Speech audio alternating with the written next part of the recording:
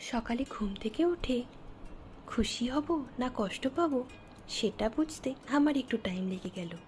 কারণ এই যে ঘুম থেকে উঠে দেখে ঝমঝমিয়ে বৃষ্টি, ওয়েদারটা কিন্তু ব্যাপক লাগছে।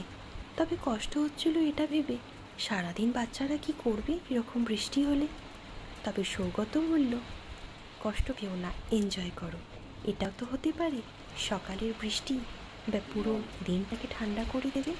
সকালে তুমি বৃষ্টিও পেলে আর পুরো দিনটা এই গরম থেকে রেহাইও পেলে। আমিও ভাবলাম সত্যি সেটাই হতে পারে, আর সেটাই হয়তো হবে। তাই বাচ্চারা ওঠার আগে আমরা দুজনে উই টাইম স্পেন্ড করলাম বৃষ্টি আর কফির সাথে।